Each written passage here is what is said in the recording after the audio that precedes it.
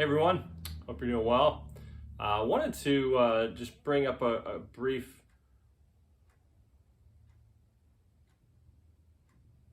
Hey everyone, hope you're doing well. I wanted to talk for just a minute today about the idea of a miserable Christian. Now, there can be reasons in life that we struggle with despair, discouragement, depression. There can be just dark times that we go through. But sometimes being a miserable Christian comes from us being a halfway Christian in a sense. I can remember reading this from Ray Ortlund several years back, and I'm going to read it to you right now. And he says this, he says, "My dad used to say to me when I was a kid, 'Listen, son, half-hearted Christians are the most miserable people of all. They know enough to feel guilty, but they haven't gone far enough with Christ to be happy. Be wholehearted for him.'" And that just stuck with me. The half-hearted Christians are the most miserable Christians of all. They know enough to feel guilty. They know enough to know what they should be doing, what's good, but they're not wholehearted. They haven't gone far enough with Christ to be happy in him.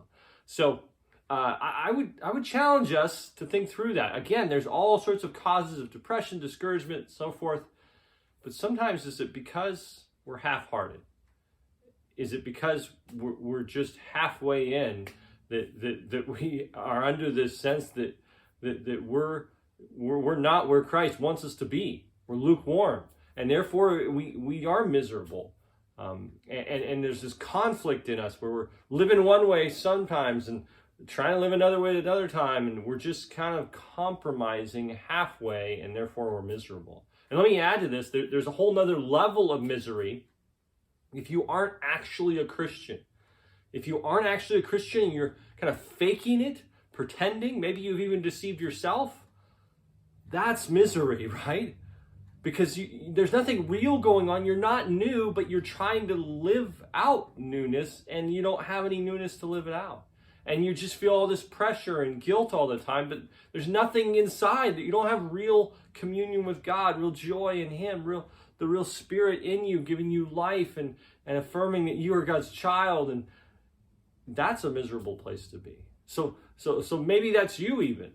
Maybe you're miserable in your Christianity because you're not actually a Christian. And so wherever you're at, let's resolve that we're not going to be fake Christians and be miserable in that and just crush under all the pressure of trying to be a Christian when there's nothing real.